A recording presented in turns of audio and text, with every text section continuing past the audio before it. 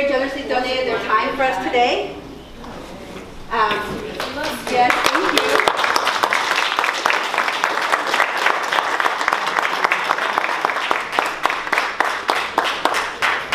And so the best source of information that we have are our students. And so we are going to talk with them a little bit today. They're going to talk to us a little bit today. We're going to listen, right? So we like to talk, right? We're going to listen and hear kind of what their experiences have been for the last year about these things that we've been talking about, as Jerry alluded to. So thank you so much for your attention this morning, and thank you all for being with us. Well, it's still this morning. So welcome to the town hall portion of our meeting, and we're going to focus on three particular areas. One, the experience-based learning and how that's incorporated to the curriculum, the mobile technology in Google Plus and Blackboard. I have specific questions for our students, and the questions in general, they were given ahead of time, just so you know, so there's no controversy about that, of what we would be talking about. And then if time allows, should be time for questions from you also. But first, I would just like each of them to introduce themselves and tell us their major and what campus they're from. I'm Noah. I'm a freshman business major here at the Chicago campus. My name is Tucker. I'm a senior here, studying business and marketing. I'm on the football team here. My name is David Drews. I actually came as a transfer student from Minnesota to Bemidji, and I'm a senior with an accounting major, and I'm on the bowling team. My name is Jack Hychek. I'm a senior. I'm actually a transfer student from NIU. I'm a BS in accounting, bachelor's in administration and management with a concentration in finance. And hello, my name is Claudia. I'm in the business program. I'm a transfer from Kendall College, and I'm a junior. My name is Cassandra, and I am an alumni of the Business Administration program, and I'm also a transfer student from from Illinois State University. Hi, my name's Double, and I'm a senior here at Robert Morris. I attend the Chicago campus, and my major is accounting and finance. Hello, how's everybody doing? My name is Derek Griffin. I'm 19 years old. I'm currently a sophomore here at Robert Morris. I'll be a junior this winter. Also an entrepreneur, co-founder, CEO of Benapro, social network platform that I'll be talking about in relation to experiential learning, which I know is something that we preach here heavily. And I'm also part of the jazz ensemble here as well. So The first section just has to do with experience-based learning. So in general, what's the best experience you've had outside of the classroom, and how did it help you become more engaged with the class material? And anybody can jump in. I guess I'll start. Okay, so particularly speaking as a transfer student, I don't know if you guys can attest to this at all as also transfer students, that was kind of my easiest way to break into like the school culture almost, because I did come in as a senior. Everybody else that had been here from freshman year kind of knew each other. So my biggest experience was volunteering with Junior Achievement.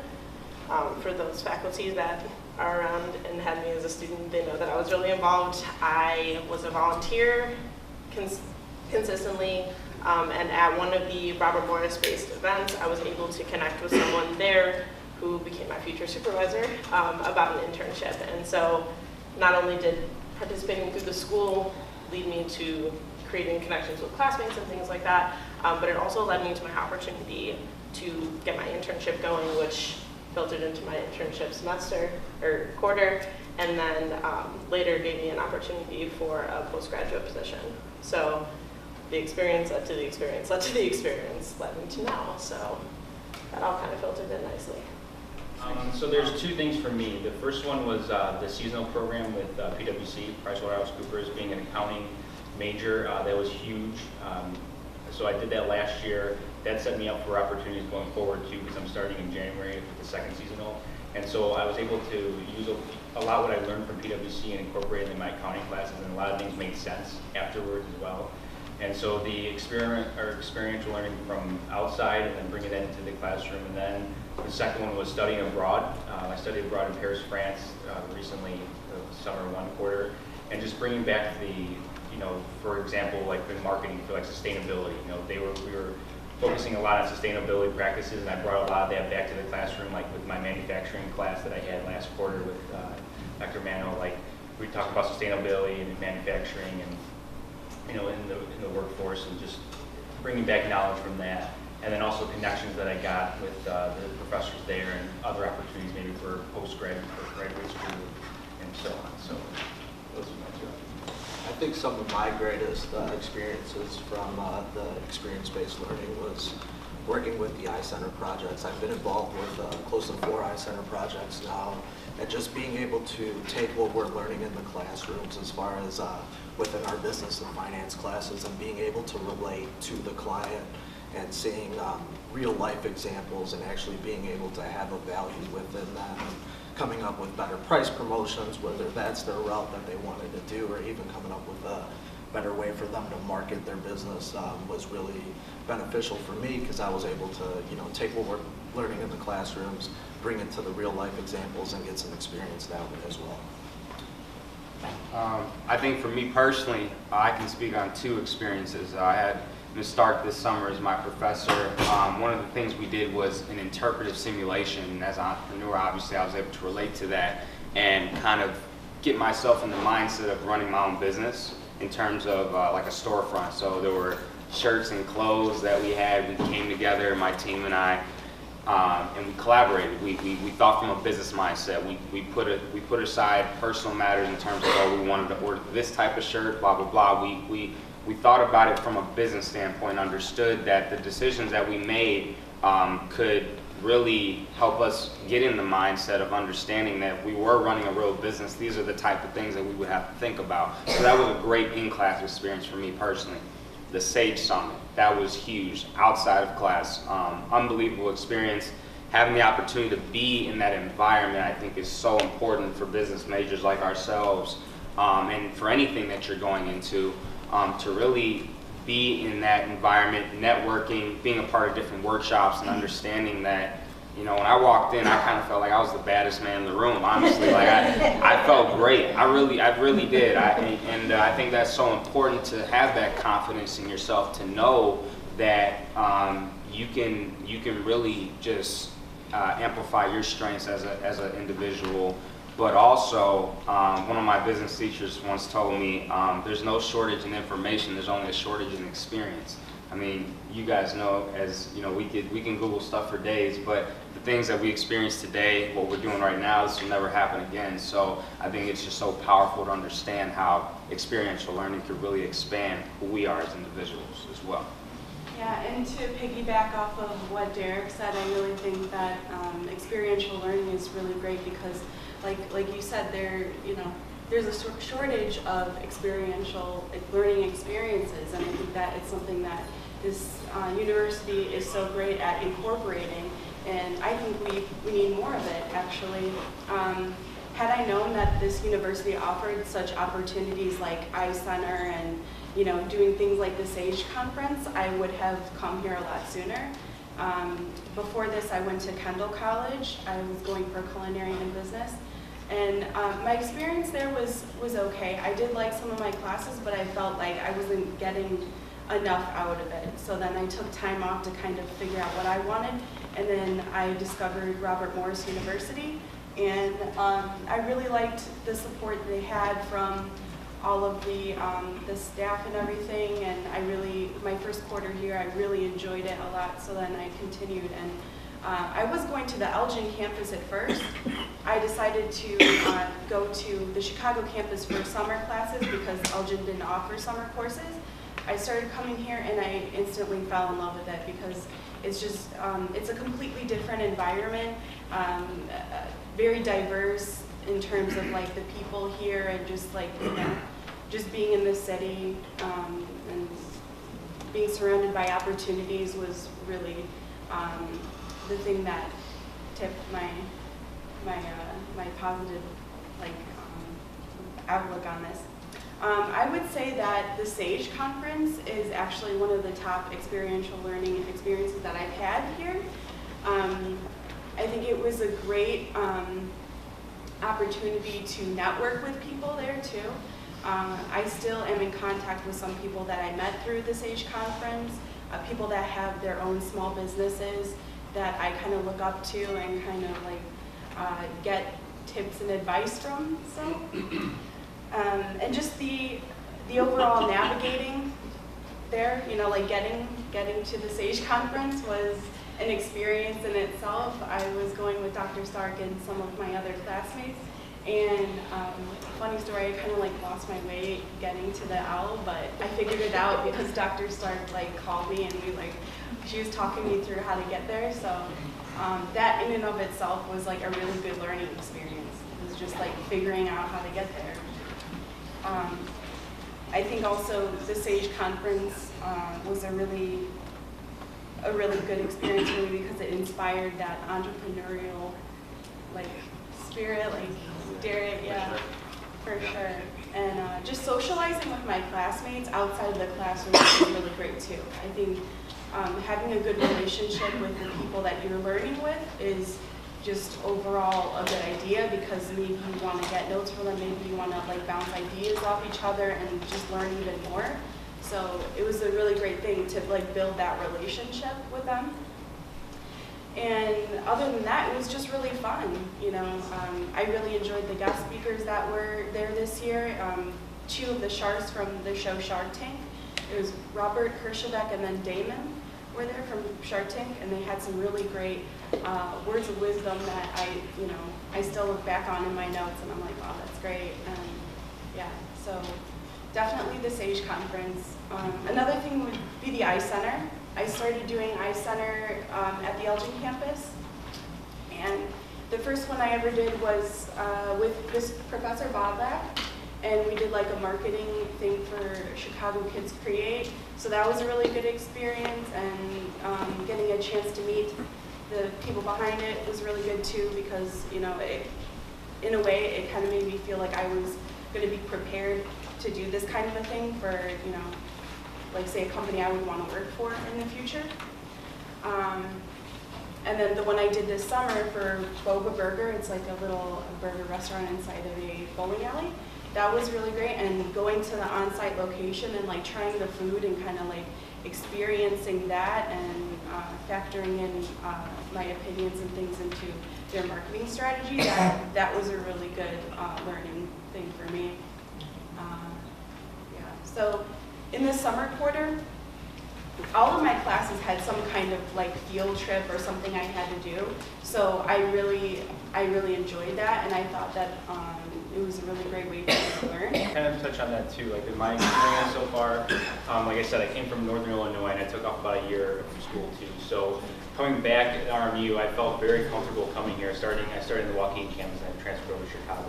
That's where I have been sent. But just even in the Waukegan campus, like all the professors and the faculty were very engaged within the class and really genuinely cared about the students. And something that I learned the best from is, for instance, like with Dr. K in my accounting classes, like he points out exactly like what you're going to be using in the real world, and that's what we focus on in class. And so I think if faculty are able to incorporate that and point out different things, whether it be business, whether it be nursing, any major, point out what you're exactly going to be learning or utilizing in your experience that you had as well, being in that field.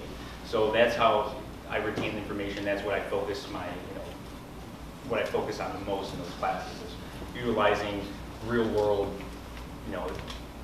experiences that you had and bringing that in the classroom and focusing on that. And so, and the faculty were just being engaged and knowing that the classrooms are smaller and just caring about the students is something that that I really took. And going off that from what Jack said, as a transfer student coming in to Robert Morris, you really see the plethora of experience-based learning opportunities. For example, just something that I was in, the PwC Honor Society really made a big difference on me. And then the AICPA Association, we went to a meeting for them to see if you want to be a CPA. So just even those, just where you get a touch on your profession and you really get to see what it's actually going to be like. Like when I went to PwC Honors Program, I had no clue that there was that many accounting niches and little jobs that you could do in a big firm. It's not just audit, tax, and fraud, or it's way more than that. So that's an experience back in an actual experience like that. And then another thing for the experience-based learning, I know we have an EBL lab downstairs. So that's great. At my last university, we did a lot with students. So what I like about Robert Morris is they actually do a lot more with professions. So they, like nursing is with the Certified Nursing Association, accountants are with the AICPA, PwC, Deloitte. They work with all of those. So it would be great to see if we could incorporate some of those more on campus here. So we could bring students like ourselves who are really innovative and really want to participate with higher up organizations that we have an opportunity with, but then also bring it back onto campus so we can have students meet maybe, you know, every so often. Yeah, more exposure for Getting RMU more notice and more exposure with, experience-based. yeah, exactly. Yeah, I definitely agree. I feel like that should be marketed a little bit more, just because coming in here, I didn't really have a good understanding of the Ice Iron projects, things of that nature. And then once I got here, maybe it took a year, I really figured out everything the RMU has to offer.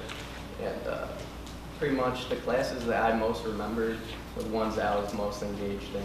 So the ones where, like in upper level marketing class, we did a simulation that actually encouraged us to be engaged and use more than 1 sense.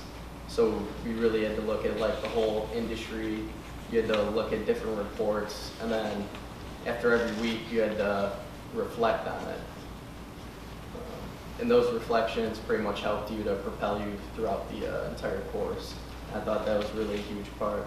And then as for like field trips and all that, that was really engaging as well.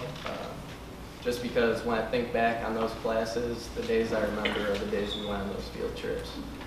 So it really just gives you something. I mean, this is Chicago. They do have some of the best institutions for econ, accounting, nursing, so we got to really utilize those. Even linking mobile technology to experiences as well, I think is so vital for the classroom in the way that we want to learn, the way we express ourselves. This is kind of a conservative range. This is something I just completely am throwing out there, but I can guarantee that maybe 50 to even 75% of what is in our textbooks we can just Google. I don't know if my student panel can agree with me on that or not, but I would much rather allocate those expenses towards more experiential learning. I feel that that's a vital component. Like I mentioned before, I'm an entrepreneur. I'm a co-founder of Benipro, and Benipro is a social network that connects innovators for the purpose of bringing disruptive ideas to life. So whether that be a psychologist, a nursing major, a lawyer, doctor, it doesn't matter. We want to bring ideas together for people to work on and have those hands-on experiences that I believe are so vital prior to you even getting into an internship opportunity, although I feel that those are very important as well. And one of the key components of what I'm doing as well is called the Next Generation Innovation, the NGI as I like to call it. And what that is for innovators, business educators, anybody to have the power to insert their high school and college students into a live startup culture, to actually be a part of corporations, to be a part of any business entity that you're looking to be a part of and have those hands-on experiences that are so vital. Business programs who are seeking to elevate their style of teaching can use the NGI to really be a part of project teams in a live realm. We actually just started our beta test 2 days ago, and the Dean of Experiential Experiences here, Ms. Deanna Ho, has actually signed up for our beta test, which I'm very happy about, and really just following up with everything I said. I just hope that I understand that I'm going to be a junior, and I have a little over a year now to really be a part of this institution. Whether or not I'm a part of the change that's going to happen, I'm not really concerned about that. What I am more concerned about is the conversations and how I can propel that change moving forward once I am not even a part of this institution. So that's just something I want everyone in this room to think about, because I think that's so important, and that's why I'm here today as well. So. And I think Derek's a great example of how it can be done by students for students. When you get, like you said, when you bring students together to create innovation and to spark creativity, that's really what it's all about. Students coming together for one common purpose. Like at my last university, everything was student ran, everything was student-based organizations, for students, by the students. And that breeds, creativity. And that breeds, people coming together, building those relationships. So not only when you're in school, but also when you're outside of school, and keeping those relationships. And that's how you grow an institution, I think. So as well as student retention, a student's going to want to come back if they feel like they're a part of something, and they feel like they made a difference, or they're here for a purpose. sure. David, you touched on something earlier. I'm a freshman, so I have a little less experience with some of these great opportunities that they've all discussed. But you mentioned the EBL lab, and that's something that I experienced this summer. And I thought it was a great opportunity to get us out of the classroom, out of the traditional learning environment. I went to the Indiana Academy for Science, Mathematics, and Humanities, which is located on Ball State's campus. And on their campus, in their Teachers College building, they have some other classrooms just like that, where there are open floor plans, there's whiteboards everywhere. It's a free-flowing opportunity for students to develop ideas. And I think the EBL lab is a great place for students to experience that open environment and take some chances outside of the classroom, outside of the traditional classroom where it's desks and rows and a teacher lecturing, where it's getting students involved, it's getting students up and around and learning and coming up with creative new ideas. And I thought that was, in my limited experience, something that has been wildly valuable for experiential learning. That's great. Thanks for all that information, particularly the stuff about being student-led, and I think we all got some ideas of how we could even do more of it. Yes, Jen. Do you guys have friends that go to other colleges and universities?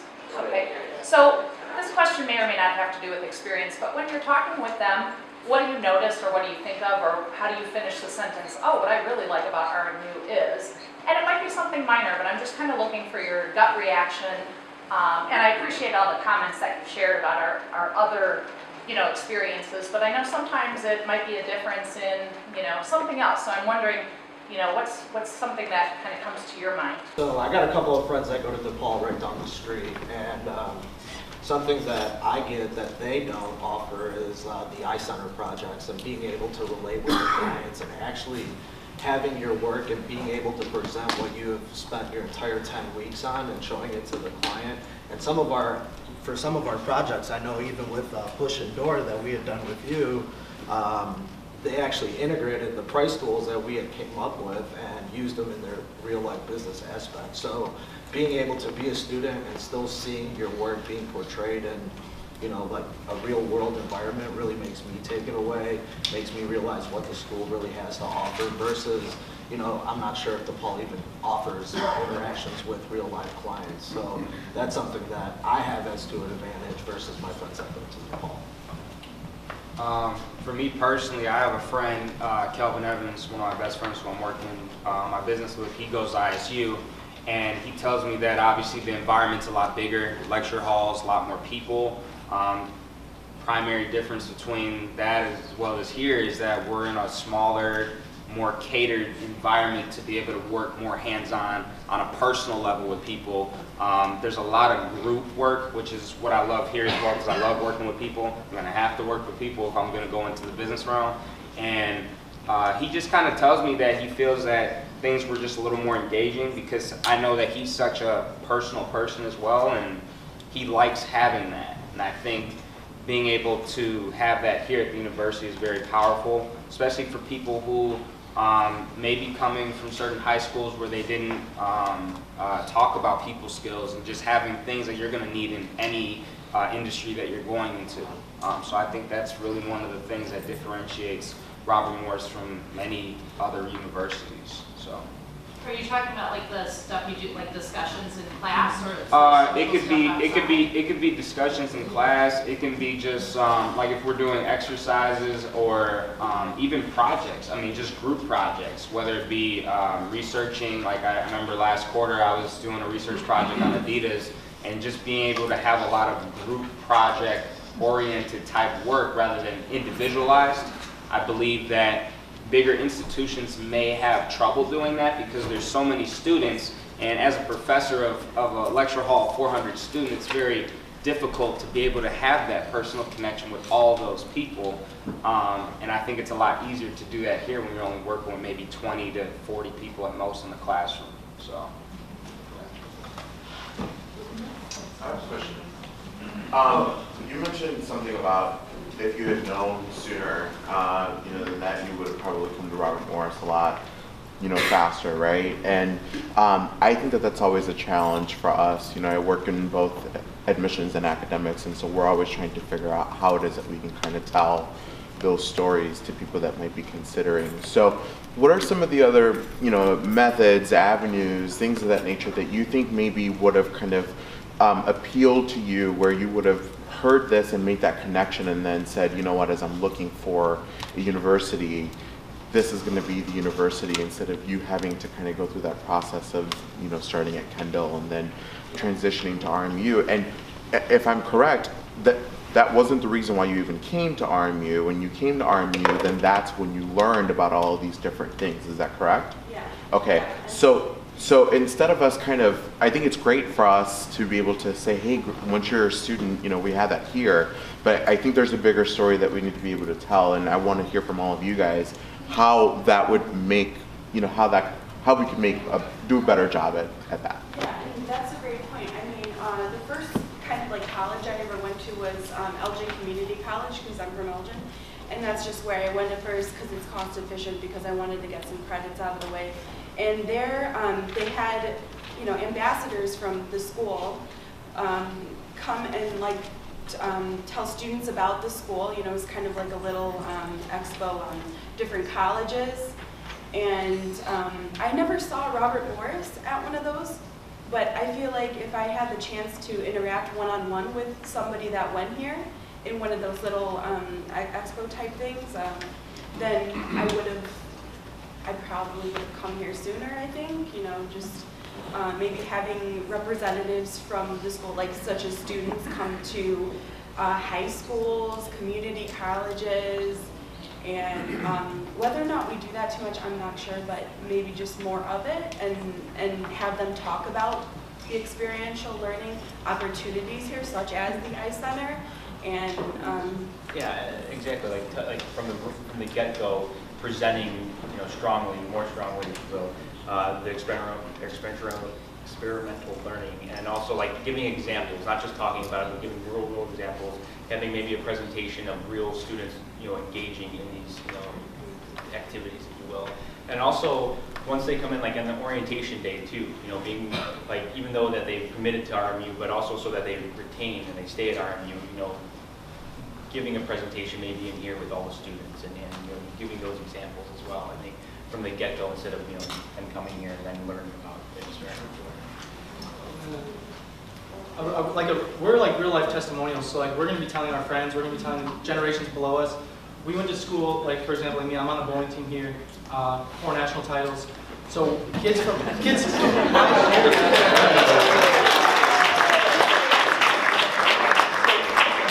my high school and stuff, we're gonna look up to that. Like I didn't know Robert Morris had a bowling team until they won their 2nd national title, and I was like, oh, that's where I need to be. Like I went to a different university, I had no clue, and like so as soon as I saw that, I was like, that's where I need to be. And a kid that I competed against actually went here too, and he was the best in Wisconsin in high school.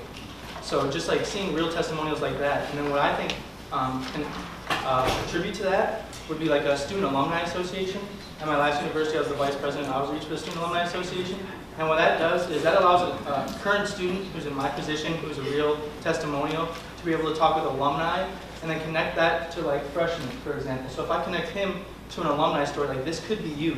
Like don't drop out of school, don't make sure you come back, make sure you tell your friends about Robert Morris, all the experiences that we're getting, because this could be you. You could be working at PwC, where Michelle is working. You could, like, there's opportunities, and just connecting alumni with current students, with students that are coming in, is what I've seen as one of the best ways to communicate that with people. Yeah, to speak a little bit more on the connections that should definitely be taking place. I first received the email in my senior year about Robert Morris, and to just fill out it was a streamlined application, so I said, why not? And I clicked on this link and it took me to Robert Morris's application page. And I think for me a big thing is an updated internet presence, because I clicked on that link and I very legitimately thought Robert Morris was a for-profit institution that was like a fake university, right? And so, I mean, obviously as I'm here, it's significantly different, but I think, because I'm not from the area, so I wasn't able to come in until my orientation day. So updating that internet presence and allowing some of those connections to take place to show that it's, Robert Morris is definitely, like all these shirts, it says by the end of the decade, we'll be a leader in experiential learning. Robert Morris is a 21st century university. It's a leader. It's innovative. And the web presence, especially for students who are not from the direct area, to me, I was apprehensive at first because of that. And I think updating that would be something that would certainly help make other students aware of Robert Morris University before. You know, that's. I just want to ask one follow-up question really quickly. Yeah, no, you're good. As we kind of continue answering this, I don't know about you guys, but I feel like we've found a lot of good info. Does it make a difference who's telling the story to you guys? Like, are you, does it make more of an impact if you're hearing it from a student or core alumni versus hearing it from an instructor or versus hearing it from someone who did admissions? Like, you know, because I think that's important for us to know too. I work in the college access space right now. I work for CapEx and College Greenlight right now, and the student side of it, you know, it's college research. It's not just students like, you know, they're like, I want to go here and they apply. They're going in and looking at what other students are saying about it, and they're being connected to, you know, everybody talks about social media being like the way to reach this generation and all that stuff, which is like totally fine. But in all of the social media, it's going to link to robertmorris.edu, and that's vital. That presence of like students talking, and like that small like web series we had where students were talking about, you know, I was on it, talking about JA, and other people have done it, talking about the iCenter and things like that. Students are obviously going to think that teachers that are talking about their university are going to speak well of it. No one's going to talk about the place that they work and go, it sucks. Like, they're all going to think that it's a really good space to be at. So hearing it from not just students, but students of different demographics, students of different ages, students of different circumstances that are either coming in as transfer students, they're first generation students, they're they come to Robert Morris straight out of high school, or they're an adult learner. Things like that. I mean, like, there's a really diverse presence here that I don't think is being tapped into as much as it should be, and I think that would be the best way to reach not just, you know, class of 2017, but also just like people like us that were looking for a different university experience and found it here. So as helpful as this is, we really need to get back to, as helpful as this is, we're going to get back to the next. This is why all the moderators get in trouble afterwards,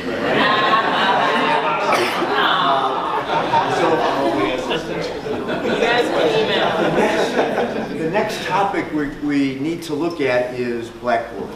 So we're going to ask the students, first of all, just on a scale from 1 to 10, where would you rate your overall learning experience with Blackboard?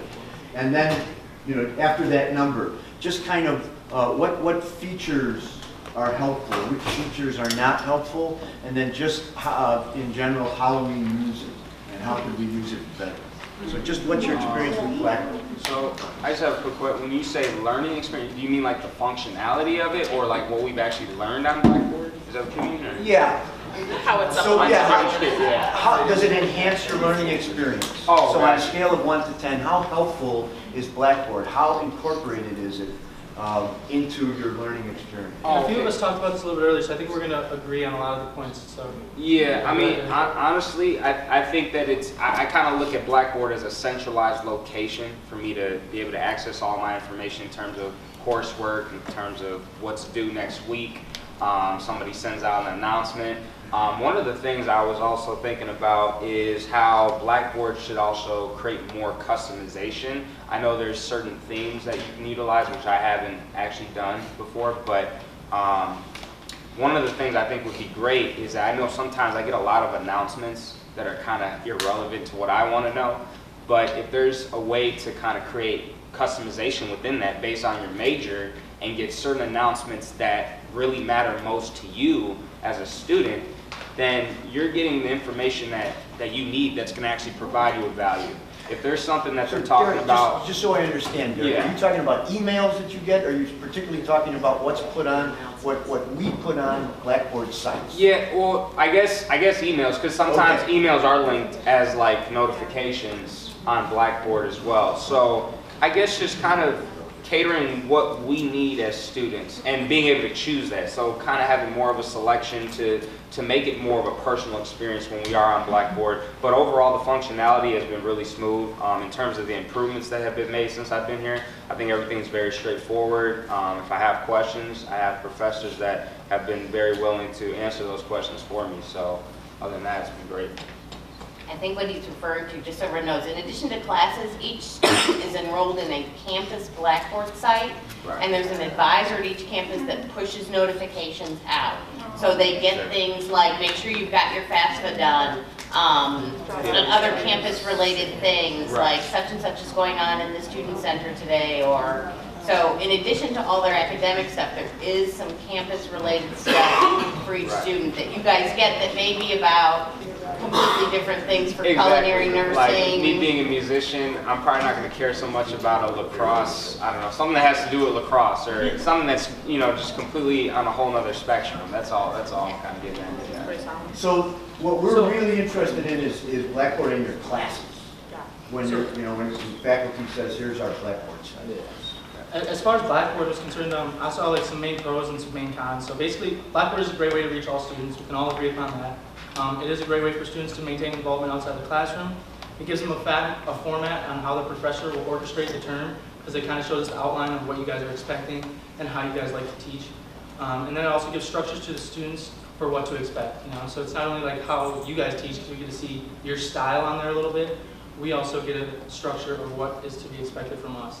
However, there are also some cons, and the cons to me, the biggest one would be Google Calendar is not utilized on there. There's a calendar on there, and if I know it is our responsibility to look for assignments, and I know it is our responsibility to stay organized, but even if during like the syllabus class, if we could just, you know, implement something on how to get all your assignments on the Google Calendar, so there's no excuses, there's no miscommunication, because that leads me to my one of my last cons, which is students and teachers use it as like a safety security net for assignment miscommunication and misunderstanding. So a student will be like, oh, that wasn't on Blackboard, but you explicitly told the student in class that this assignment's due, and they're only referencing Blackboard. Or a professor will say, no, that assignment was on Blackboard, and a student will be like, oh, I never heard about that in class today. So some students or some professors, you know, it's kind of seen as a safety net. And my very last thing would be like the groups in the email section in there. I feel like that could be used a lot better for kids with like innovation, kids that, you know, want to spark creativity. If professors, you know, a lot of you I can guarantee everyone, you can pick out a few students in your class that would work really well together and that would really create something special, you know. And so if you could just put those kids together in a group message, in a group email, in your class, and just get those, the first week, you know, just get those kids working together, you know. They'll help other kids in your classroom, they'll help other kids do the assignments, and I think that'll just feed for more help in the university. Yeah, and I've definitely learned that all professors use Blackboard differently. Like some of them you can find every assignment that's due every week, which I like because I like meeting deadlines and all that. But other professors tend not to put those types of things on Blackboard, and that's where I really start to struggle, I feel like. Just because Blackboard, it's kind of like your home site, so you're always checking that for school.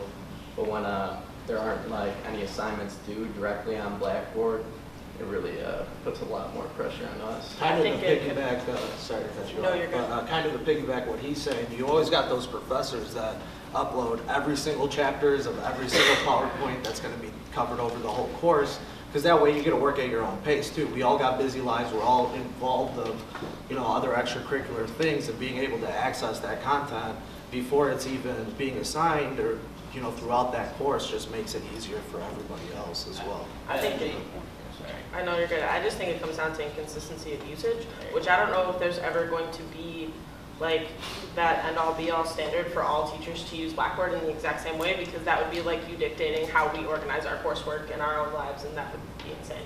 But I think that some like bulleted sections where, like, you know, if we decide that every assignment for the semester needs to go up on Blackboard, or as soon as you know what's available, having it up on Blackboard, just making that a standard, I think might ease the process a little bit, because you do have teachers that use it for every single assignment, and then you have teachers that are like, here's a syllabus and a quiz.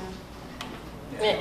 And like, it's not always, but that if you could streamline the usage a little bit to make it So like you at least know what you're looking for every single class, and not being like, oh, I have it for my management class, but maybe not for my fill in the blank other class. We'll translate that from the full-time faculty to the adjuncts too. Because I think when you have adjuncts, don't get me wrong, those are necessary components to universities. I know they have to be there, but sometimes Can't hear you, Jack. Can't hear you. Oh. So sometimes the adjuncts, that translation can be a little bit fuzzy, between the faculty and the adjuncts. So being able to translate everything we were talking about on the blackboard to the adjunct so that it's consistent throughout. So because you'll have some full-time faculty that teach great, but then the faculty or the adjunct, some other students will have that adjunct for the same class and won't be the consistent learning experience that they should have between the full-time faculty and the adjunct. Because that training, there was some kind of miscommunication between the training and This is a tool on your belt because you're a full-time faculty, whereas, this might not be something that they're very familiar with, and that might not be a tool that they know how to utilize. So maybe creating a synapse between those two entities would probably make the most sense. So there's no questions about the inconsistencies between your full-time faculty and your adjuncts. And also, there is a Blackboard app that I use, and they send me notifications. I really don't think a lot of students really know about that. So if you guys could spread that word, that'd be great. Because There is, I think, are you using Blackboard Student? Yeah, students called. Yeah, it's just called Blackboard Student. They can also download Blackboard Learn, but that's the whole thing, and that's really clumsy. But if students just download Blackboard Student, they'll get push notifications on their phone that are just relevant to class material, like you have something due today. Or when grades go up, that's why I like it. Right. It was an automatic notification. But to the original question, can you rate Blackboard on a scale of 1 to 10, 10 being high, in terms of your use of learning and as a course management tool? Yeah, with the course management and the consistency at the rate that's being used right now, with inconsistency in grades and assignments across different professors, because some use it for the grades, some don't, I would currently be between like 4 and 5, so 4.5 out of 10. I think a little bit differently. I think that it's, for me, probably a 7 or 8 out of 10. I do like the content that's in Blackboard. I find it very helpful, to know what the assignments are, when the due dates are. I do, however, think that the calendar really needs to be utilized a lot better, because there's a lot of people that are like, oh, I really don't know when this is due, and then they're like, scrambling to ask other students, but it should be on the calendar. Also with navigating Blackboard and kind of the legibility on there, I think it varies professor to professor, like how they want to organize it, but I feel like it's important to kind of simplify it, like just put what you need on there and not like paragraphs and paragraphs of things, because nobody wants to sit there and read that, let's be honest. So, No offense. yeah, but what I noticed, looking at different courses on my Blackboard today, I kind of noticed the organization of each professor's thing for the course. And for example, if you click on coursework, it starts out with syllabus, right? And then after that, it's your weekly folders. I think that everybody should organize it the same way, so that each student, the student knows how to navigate Blackboard, and it's not different for each course. They know the format of it, and it's easier for them to read and navigate that way. So maybe just like syllabus, and then weekly folders, easy to read, spaced, legible, no crazy fonts and whatever that are hard to read. And I like that some professors have a table of contents in their weekly folders to show the topic. I know Ms. Maynard does this with the topic, the class plan, and the assignments, so that you just know where everything is, and it's not scattered all around. It's like you click, find it, click, find it, click, find it. I feel like I'm kind of an organized person, so I like that method, and I feel like other students, would find that a lot easier if they want to find a specific thing. So overall, I think that the use of, using Blackboard, it's a very helpful tool. It's just that the organization of it needs to be a little bit better. Maybe just maintain a format that we can all understand. And yeah, just like what we were saying with the Google calendars, maybe the professor should send out event or something for when something is due so that students can put it in their Google Calendar. Because you can use Google Calendar on your phone, on your laptop, anywhere. So that's a really helpful thing as well. So yeah, 7, 8 out of 10. I would probably go around like an 8, about an 8, right around there. I like the fact that a lot of our professors upload everything at once. Or I know Dr. K is really good about it. Right after a class ends, it's right up there, so you can kind of see it and be able to follow along. I mean, the Google Calendar, yeah, it'd be great to integrate it. However, I don't really agree that it's on the professor's responsibility. I mean, we're all young adults here. We should be able to take that upon ourselves as even with, I mean, not to disagree with anybody here or anything, but even when you're going up and submitting an assignment, and it's got the due date right there. I mean, you just kind of have to dig for it a little bit more. However, I know that my experience personally, it's never been related to the calendar. However, it would be beneficial to have it, but is it necessary? I don't think so, but I would give it about an 8. I'm never gonna please anybody, like everybody. It's just not gonna happen. But I'd say like a 7 or an 8. I think that all the tools are fine. It's just a matter of utilization. I think that if you're going to streamline anything, or if you're going to make anything as universally user-friendly as possible, I would say the usage of like some sort of chart calendar, whichever tool on it you decide to use, something, or in the usage of the gradebook. Because some teachers put in every single assignment, every single in-class participation, everything, so you know exactly where you are throughout the quarter. And then sometimes it's like, that's where your final grades can be posted, and that's it. So those are the 2 things I think would just be, across the board, the most efficient. So an 8. Same, I agree. 8, just have to work out the kinks, you know, but I think 8 is coming from a student perspective. Everything's organized, everything's there, what you need, and it's really up to just making some tweaks, but I think it's a great platform. Yeah, I've yet to have a real serious problem with Blackboard. Yeah. So I would give it an 8. The only thing I would say that's underutilized, other than the calendar, would be the grade book, just because I love seeing my grades. And yeah, like weekly, like as they're done. The midterm grade and the final grade don't really cut it for me, so. And actually for Dr. Santos' class, I remember having him use Blackboard real well because he put actual videos of him teaching that lesson of the day. So I remember that. That was real helpful. So thanks for that, Mr. Santos. Blackboard MVP. I guess we'll just continue the theme of an 8. I mean, there's nothing I can say that hasn't been said already, so Professor Adair. Well, once again, I want to thank the students.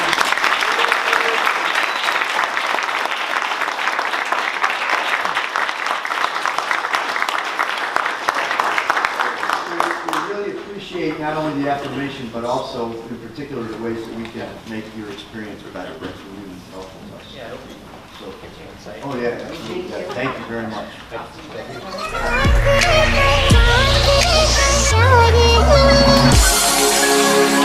you.